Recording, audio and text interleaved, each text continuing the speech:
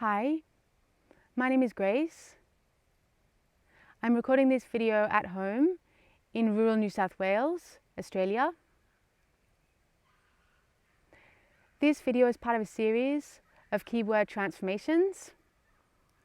You'll find similar exercises in the B2 first exam developed by Cambridge Assessment. I've created this series because I think it will be useful, but often I work with students on their speaking and conversation classes because I think it's important that students have enjoyable experiences with English. In a conversation class, students use English as a tool for self-expression, so they really develop self-confidence, which can be used in stressful situations, using English at work or in speaking exams.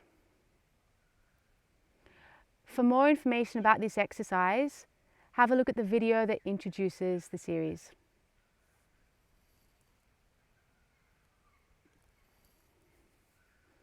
Here we have a transformation.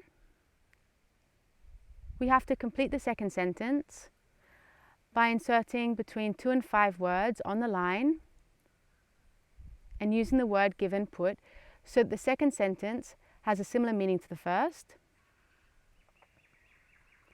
Students receive up to 2 marks for correct answers. So if you look at the solution, there's an arrow. That's 1 mark for the left of the arrow and 1 mark for the right. Reading the first sentence, they've postponed the match and it'll be played next weekend. This sentence is talking about the date of an activity being changed. The activity is going to happen at a later point in time.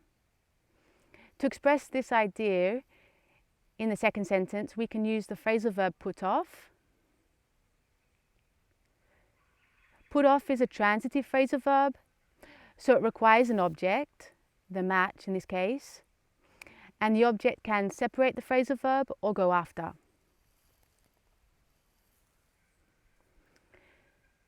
The object in the first sentence becomes the subject in the second.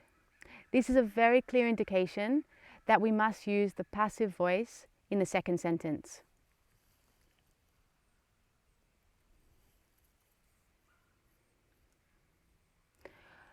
Have postponed, this is present perfect simple. We're using this conjugation for an action that happened in the past, but we don't know exactly when. Both sentences must be similar, so we are using passive of present perfect simple in the second sentence.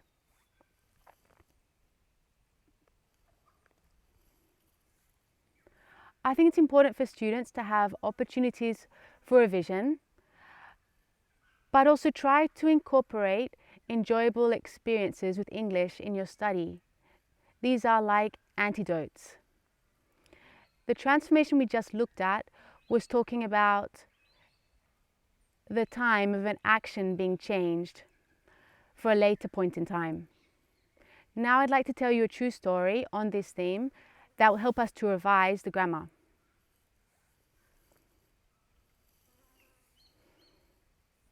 It's about a man who is on a freighter ship or a cargo ship in 1979. He's been staying in Rio de Janeiro for 13 months and now he's returning home to New York. The trip from New York to Brazil took 12 days, but the return trip is taking longer. So the man has actually broken his promise to his girlfriend to be home for Christmas. On the 30th of December, the cargo ship is entering the New York harbor and the man is really excited. So he runs onto the deck to see the Statue of Liberty.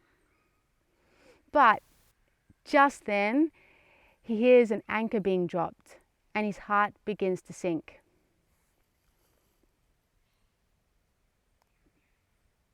He is taken aside by the captain, who explains to him, "Look, I'm terribly sorry, but we can't dock today. It's too expensive on Sundays to have the cargo taken off the ship, so you can't leave. The man can't sleep that night on the ship, but he does remember the next morning how beautiful the buildings in Lower Manhattan looked with the sun shining.